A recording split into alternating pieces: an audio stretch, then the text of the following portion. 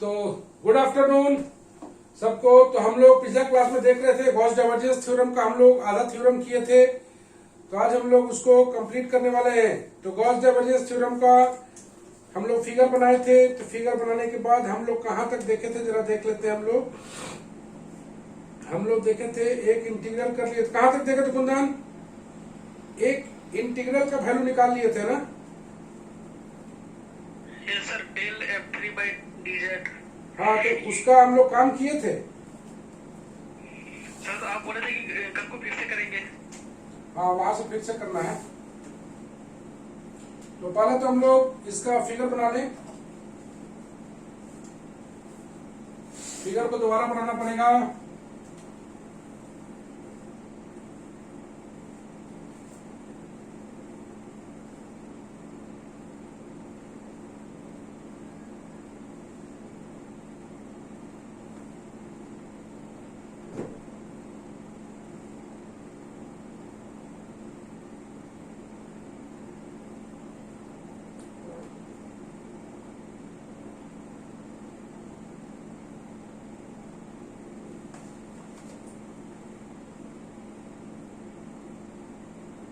Figure को एकदम ध्यानपूर्वक देखोगे।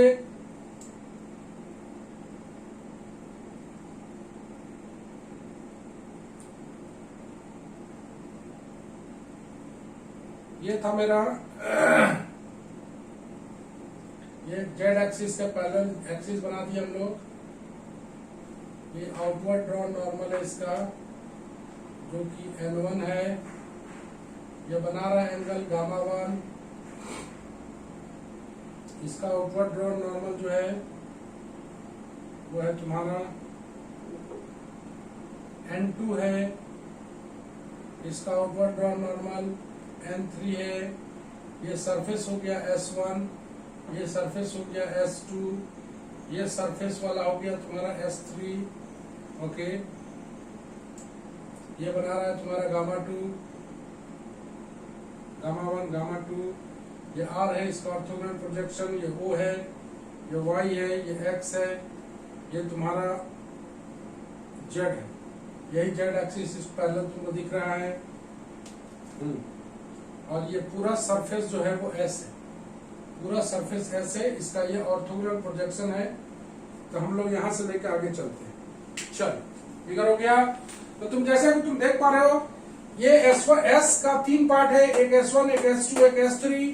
S1 में N1 आउटवर्ड ड्रॉन नॉर्मल है, जो कि Z एक्सिस के साथ गामा 1 बना रहा है। तुम जान रहे हो Z है इसीलिए गामा है। अगर X लेते तो अल्फा रहता, Y लेते तो बीटा रहता। वही Z एक्सिस, ये सरफेस S2 है, उसका दूसरा पार्ट जिस पर आउटवर्ड ड्रॉन नॉर्मल N2 है, जो कि गामा 2 एंगल बना रहा है। और एक पार्ट तुम्हारा S3 है, जो कि वर्टिकल पार्ट है। तो S3 जिस पर आउटवर्ड ड्रॉन नॉर्मल N3 है। तो S का 3 पार्ट है, S1, S2, S3, N1, N2, N3, तीनों पर आउटवर्ड ड्रॉन नॉर्मल है। ये R इसका ऑर्थोगोनल प्रोजेक्शन है ऑन XY प्लेन। तुम देख रहे हो इस S का R ऑर्थोगोनल प्रोजेक्शन है, जो कि XY प्लेन पर है। तो हम लोग आगे बढ़ेंगे इसका। तो हम लोग जो निकाल रहे थे, थोड़ा सा हम लोग शुरुआत पीछे से। Triple integral V del F3 by del Z into dV, यही देखे थे हम लोग। Triple integral over V del F3 by del Z dx dy dz लिख दिया। अब इसको हम लोग, चूंकि Z का फंक्शन को हम लोग इंटीग्रेट करेंगे, यहाँ पर R हो जाएगा ऑर्थोगोनल प्रोजेक्शन।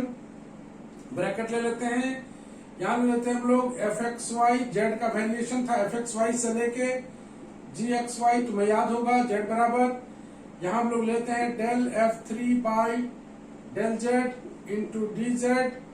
और बाहर में ले लेते हैं हम लोग dx dy। जैसा कि तुम देख पा रहे हो, dz वाला पार्ट अंदर है। Z वेरी कर रहा था, तुम्हें याद होगा Z वेरी कर रहा था fxy और gxy के बीच में। fxy और gxy के बीच में वेरी कर रहा था। तो Z का लिमिट हो गया fxy से gxy। हम लोग Z को इंटीग्रेट करें, dx dy अपनी जगह पर है। जैसे वॉल्यूम हटाओगे यहाँ पर R आ जाएगा ऑर्थोगोनल प्रोजेक्शन। तो हम लोग R ले लें और इसको इंटीग्रेट करेंगे। तो F3 x y z इस तरह से आएगा, यहाँ पर लिमिट बैठा देते हैं, z बराबर फंक्शन ऑफ एक्स वाई से लेके z बराबर जी एक्स वाई तक dx dy।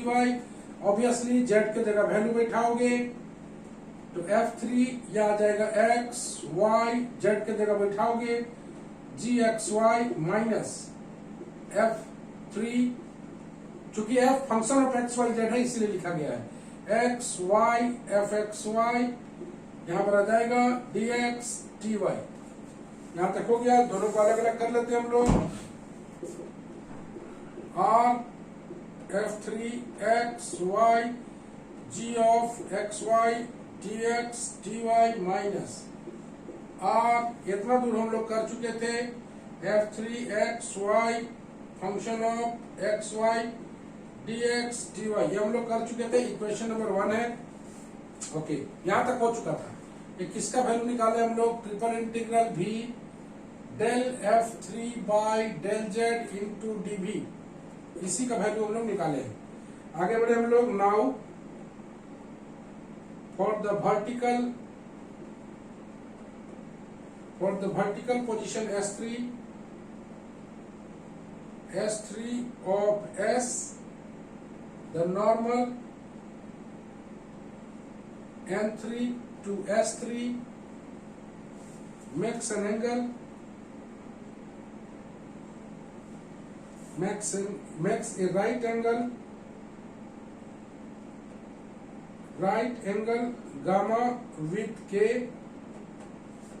तो आ जाएगा S3 F K dot N3 DS3 बराबर 0, चूंकि K डॉट N3 बराबर 0 है, मतलब यहाँ पर वर्टिकल है तो cos 90 का वैल्यू 0 है, ठीक है। K डॉट N3 देख रहे हो तुम, तो इसको लिखोगे 0 कैसे लिखा जाता है, मॉड K मॉड N3, और इन दोनों के बीच एंगल बन रहा है cos 90, तो cos 90 का वैल्यू 0 है, इसीलिए इस पूरा का वैल्यू 0 है। K डॉट N3 चूंकि 0 आ गया, इसीलिए पूरा का वैल्यू 0 है। देखो ले लो, तो खोल ले रहा,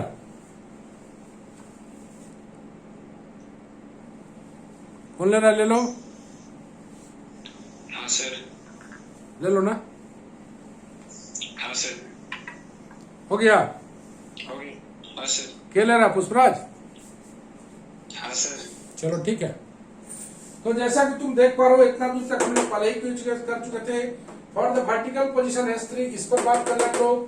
S3 पर ऑफ S, किसका S3? तो S का। तो normal N3 to S3 makes a right angle gamma with K, makes a right angle gamma with K। अब हम लोग लेते हैं S1 के लिए, ठीक है, बरकरार रहेगा।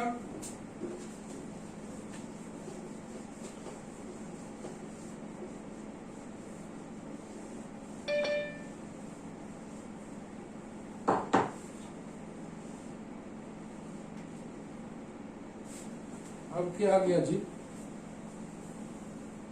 कबीर सिंह, वाह रे कबीर सिंह।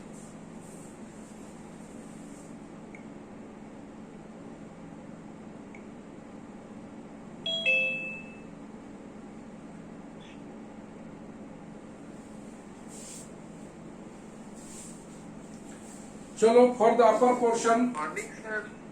इतना लेट में आता है। For the upper portion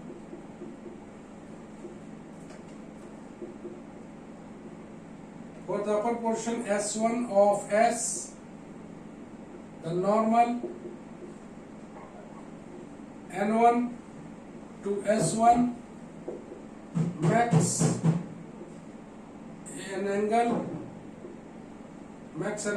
gamma 1 with K।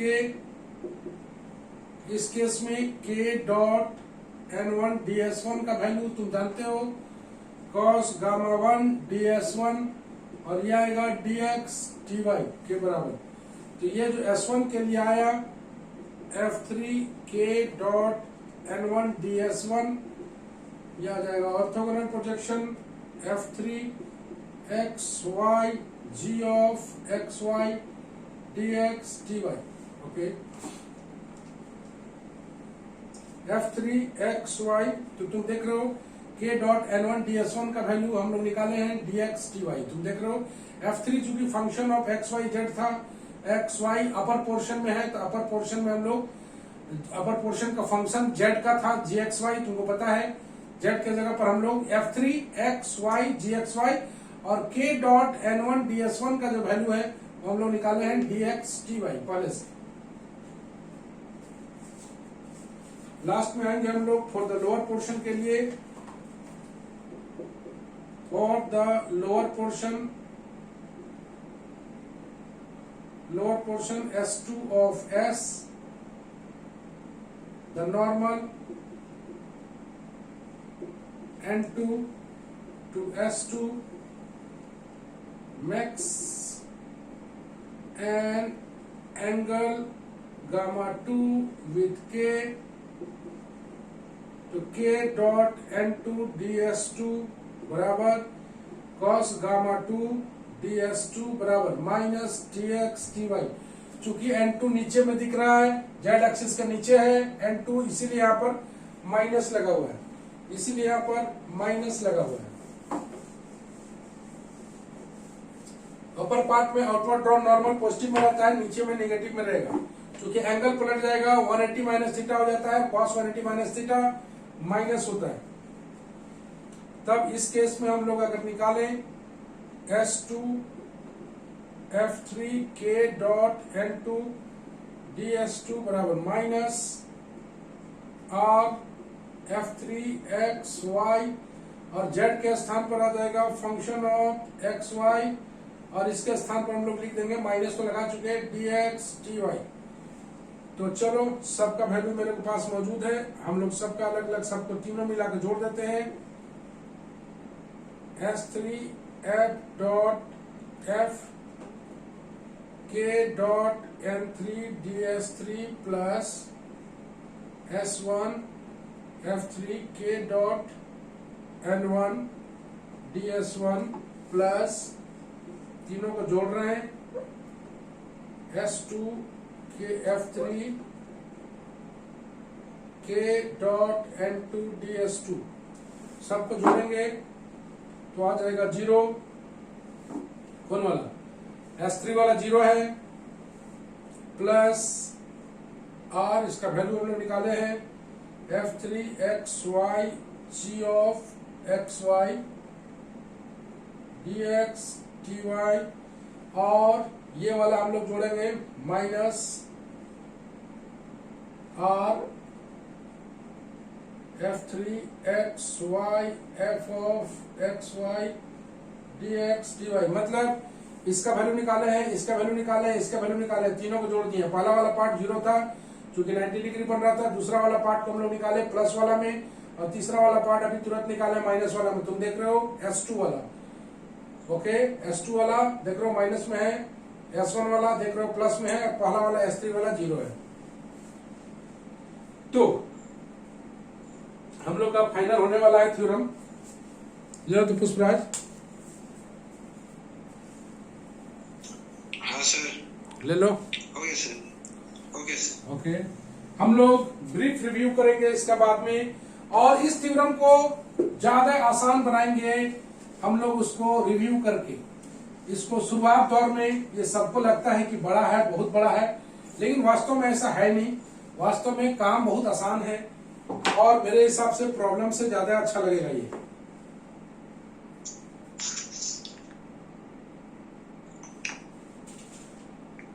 तो पहला नंबर इक्वेशन मेरे पास था from first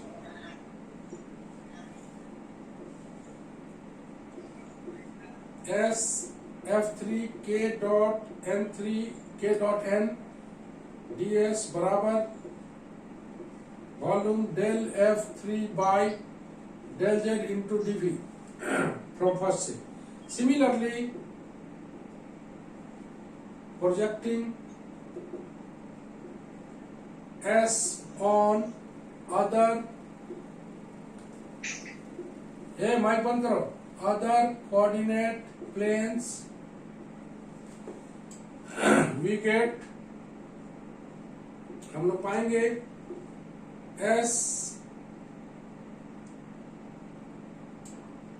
F2J dot NDS के वाला निकाले थे, बराबर पाएंगे V del F2 by del Y dV, and तीसरा S F1 I dot NDS V del F1 by del X TV। आ गए सारा का सारा, और तीनों को हम लोग जोड़ देते हैं। तो जेड प्लेन पर हम लोग निकाले थे, ये वाला निकाल के लाए इतना। Similarly projecting on other coordinate planes, तो वाई प्लेन पर लेते हैं अगर हम लोग, एक्सजेड प्लेन पर था, ये एक्स वाई प्लेन पर था। अगर हम लोग दूसरा प्लेन पर लेते हैं तो के दिख रहा है, यहाँ पर जे आ जाएगा, एन डी एस, F3 था तो F2 आ जाएगा, ये डेल F3 था तो यहाँ पर डेल F2, ये डेल F3 के साथ डेल Z है, डेल F2 के साथ डेल Y dV। उसी तरह नेक्स्ट वाला में F2 की जगह F1 आ जाएगा, यहाँ पर I dot NDS V del F1 by del X आ जाएगा, dV आ जाएगा। तीनों को हम लोग जोड़ देते हैं, एडिंग दीज, तीनों को जोड़ेंगे तो ये आ जाएगा S F1I F2J F3K dot NDS। तुमको दिख रहा होगा, यहाँ तो कॉमन निकाल लोगे, डॉट N निकल जाएगा, F1I F2J F3K DS। और इधर अगर जोड़ते हो ट्रिपल इंटीग्रल भी तुम जोड़ो तो आ जाएगा del F1 by del X plus del F2 by del Y del F3 by del Z into dV। तो फाइनली अगर हम लोग बोले ये आ जाएगा ट्रिपल इंटीग्रल या डबल इंटीग्रल बोल दो, डबल इंटीग्रल ये वाला के नीचे यही रहना चाहिए, S F डॉट NDS, इसको हम लोग F बोल दिए, डॉट NDS अपनी जगह पर, वॉल्यूम में हम लोग बोल देंगे V डेल डॉट F, यही डाइव F का वैल्यू है, dV। यही तुम्हारा प्रूफ होता है। Hence the Gauss divergence theorem is proved. Hence the Gauss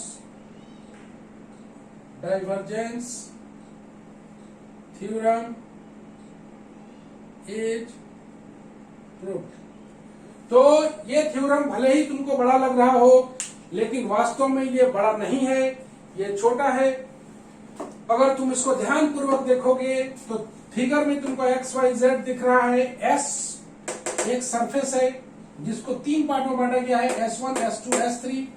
S1 का आउटवर्ड ड्रॉ नॉर्मल N1 है जो कि जेड एक्सिस के साथ गामा 1 बना रहा है।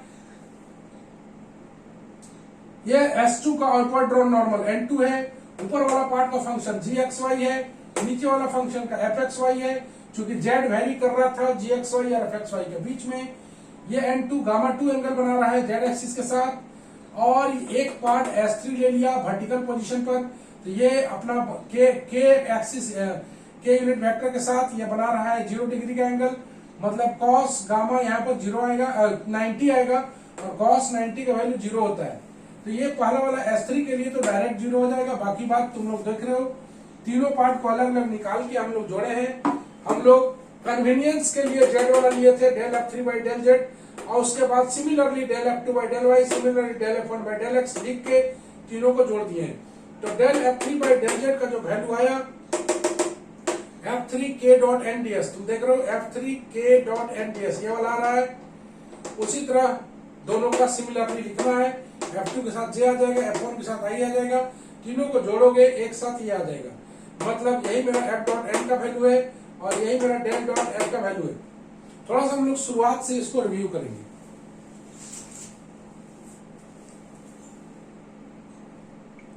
ले लो तो पुष्पराज। हाँ सर ले लीजिए। हो गया। हाँ, तो गॉस डाइवर्जेंस थ्योरम का प्रूफ में बहुत तकलीफ नहीं है, तो हम लोग इसका शुरुआत से थोड़ा सा इसका रिव्यू करें। हम लोग इसमें तुम जान रहे हो कि वॉल्यूम और सरफेस के बीच इंटीग्रल का बीच रिलेशन एस्टैब्लिश करता है। वॉल्यूम को सरफेस को बनाता है या सरफेस को वॉल्यूम को बनाता है। तो इसका अगर वेरिफिकेशन का बात होगा तो वेरीफाई करने अगर बोलता है तो हम लोग एक तरफ निकालेंगे वॉल्यूम इंटीग्रल, एक तरफ निकालेंगे सरफेस इंटीग्रल, दोनों का वैल्यू बराबर आएगा तो हम लोग बोलेंगे कि गॉस डाइवर्जेंस थ्योरम वेरीफाई हो गया है। वॉल्यूम इंटीग्रल निकालने में कोई टेक्नोलॉजी का जरूरत नहीं है, डायरेक्ट निकलता है। और सरफेस इंटीग्रल हम लोग काफी सवाल बना ही चुके हैं, तो बहुत दिक्कत नहीं होने जा रहा है इसमें।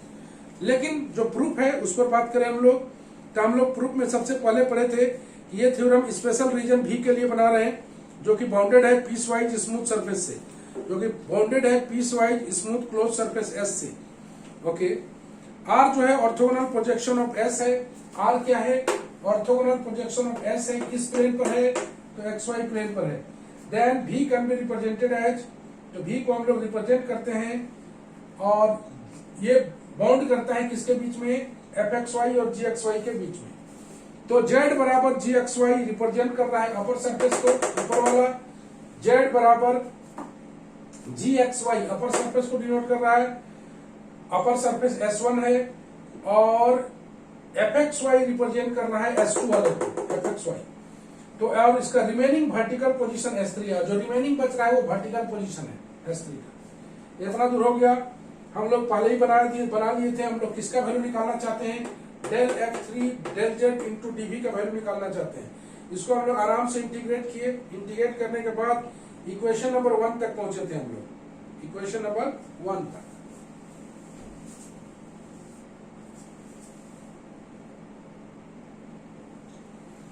इक्वेशन नंबर 1 तक पहुंचे थे।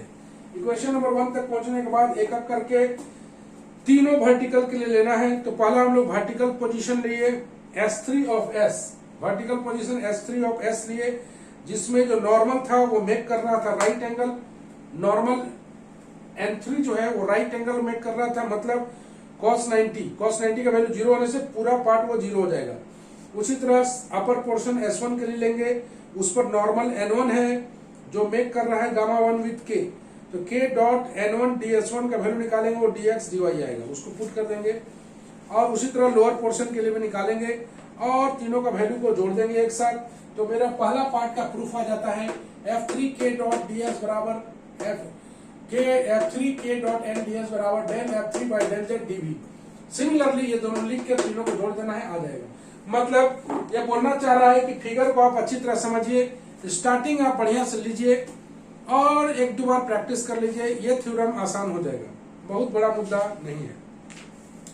यही है तुम्हारा गॉस डाइवर्जेंस थ्योरम। इसी पर हम लोग को काम करना है थोड़ा थोड़ा। तो इसी पर हम लोग पहला काम शुरू करेंगे। मिटा दें।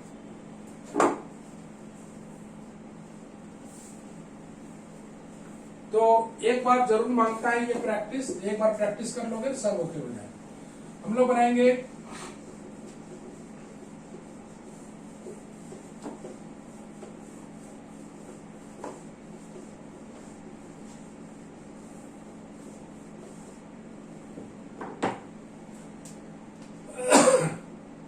पहला क्वेश्चन बनाएंगे एग्जांपल में। इफ f बराबर, पहले छोटा क्वेश्चन है AXI BYJ CZK, जहां पर A B C और कॉन्स्टेंट्स, ये सारा कॉन्स्टेंट्स है। So that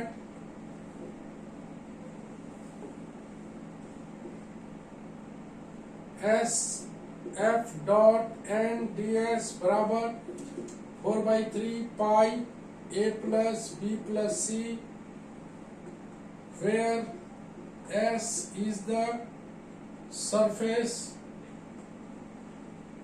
of a unit sphere। चलो, F बराबर मेरे पास दिया हुआ है,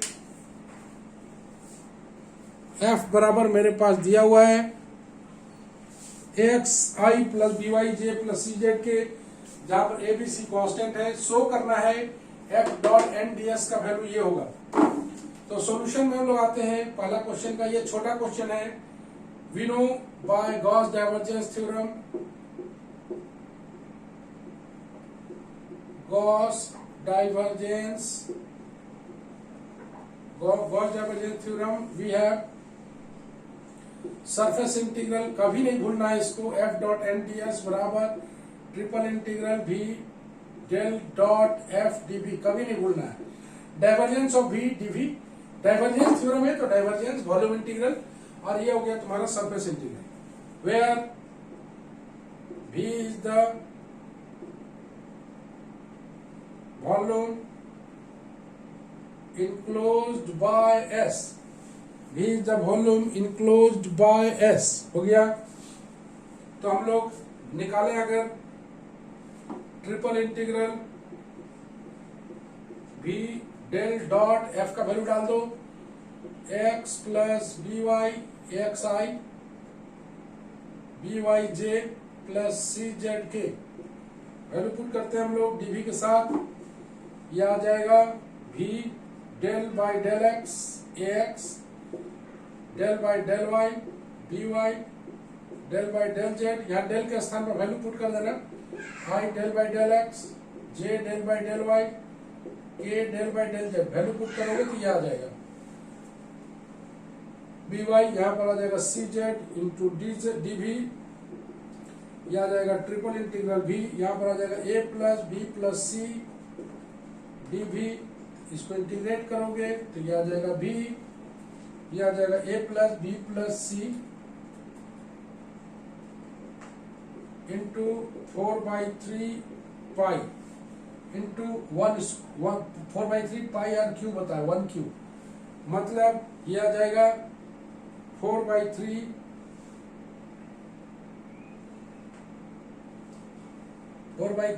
पाई into a plus B plus C. यहाँ पर बता देंगे since the volume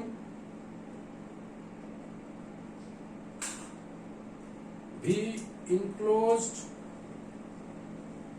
by a sphere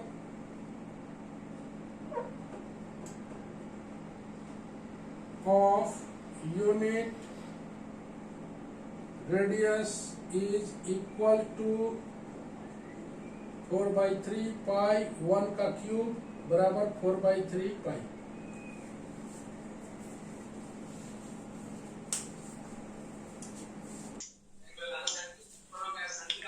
तो सर इसमें एंट्री कैसे?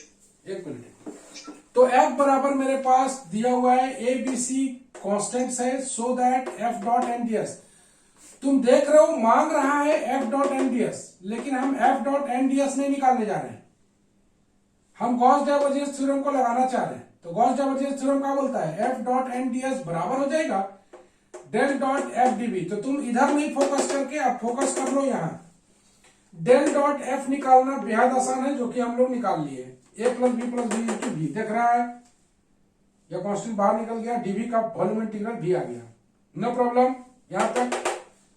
अब क्या एस क्या बोला है, S is the surface of unit sphere. Unit sphere का मतलब होता है जिसका रेडियस 1 हो। तो क्या सरफेस क्या वॉल्यूम ऑफ द स्फीयर हम लोग नहीं जानते हैं, volume of the sphere 4/3 pi R cube, R का वैल्यू 1 है, यूनिट रेडियस, यूनिट स्फीयर है मतलब unit radius 4/3 pi A plus B plus C. एक बार फिर देखो, गॉस डाइवर्जेंस थ्योरम बोलता है कि f dot N D S अगर निकालने बोले तो f dot N D S न निकाल के तुम उसका वॉल्यूम निकालो, वॉल्यूम निकालना always easier than surface integral. तो डेल डॉट एफ निकालना तो बेहद आसान है, निकाल दिया हम लोग, यहां से यहां तक तुरंत पहुंच गए। अब v का वैल्यू पुट कर दिया, चूंकि v को बोला था कि s is the surface of unit sphere. समझ में आया पुष्पराज? नहीं सर ये वाला नहीं आया। बोलो, काची नहीं आया बोलो। वहाँ पे सर भी का कैसे कर दिए, भी के बाद वहां तक इंटीग्रेशन किया, उसके बाद यहाँ हाँ उसके बाद हाँ सर उसके बाद वॉल्यूम ऑफ स्फीयर कितना होता है, volume of the sphere 4/3 pi R cube 4/3 pi, unit radius बोला हुआ है तो रेडियस 1 है, क्या किया उसमें, बुझाया? अरे भी वॉल्यूम ऑफ द स्फीयर है, पुट कर दिए, समझा? भी volume of sphere whose radius is 1, whose radius is 1, समझा? यार बताएं, since the volume B enclosed by sphere of unit radius, दिख तो रहा है, लिख तो दिए 4/3 पाई 1 क्यूब 4/3 पाई। आया समझ में? चंदन, चंदन यस सर। आया समझ में? Yes sir. हाँ सर। अरे बहुत आसान है। सरफेस इंटीग्रल मांग रहा था, तो गॉस डाइवर्जेंस थ्योरम लगाओगे तो गॉस डाइवर्जेंस थ्योरम क्या करेगा, सरफेस को वॉल्यूम में बदलेगा। तो वॉल्यूम में बदल दिए, डेल डॉट एफ का वैल्यू निकाल दिए। डेल डॉट एफ एक कांस्टेंट है, एबीसी बोल दिया कांस्टेंट है, तो कांस्टेंट बाहर निकल गया। Triple integral D V of भी, तो भी में बदल गया, भी volume of the sphere of radius 1 रख दी। ओके, तो जैसा कि तुम देख रहे हो बहुत अच्छी तरह हम लोग चल रहे हैं गॉस डाइवर्जेंस थ्योरम में। तो अगले क्लास में हम लोग मिलेंगे गॉस डाइवर्जेंस थ्योरम के प्रॉब्लम सेक्शन पर। प्रॉब्लम सेक्शन में कुछ नहीं करना है, हम लोग क्या करेंगे कि अगर बोलेगा सरफेस इंटीग्रल निकालने तो हम लोग गॉस डाइवर्जेंस थ्योरम से वॉल्यूम इंटीग्रल में कन्वर्ट करके बना लेंगे। अगर बोलेगा वेरिफिकेशन करने तो वेरिफिकेशन में सरफेस तो निकालना ही है, साथ में वॉल्यूम भी निकालना है। तो वॉल्यूम भी निकालना बहुत आसान काम है, खाली कैलकुलेशन है। सरफेस इंटीग्रल निकालना तुम लोग जानते हो पहले से, तो सरफेस इंटीग्रल वॉल्यूम इंटीग्रल दोनों को बराबर साबित कर देंगे तो वेरिफिकेशन आ जाएगा गॉस डाइवर्जेंस थ्योरम का। तो नेक्स्ट क्लास में हम लोग गॉस डाइवर्जेंस थ्योरम पर वेरिफिकेशन का काम करेंगे। चलो बाय बाय सबको, आज इतना ही।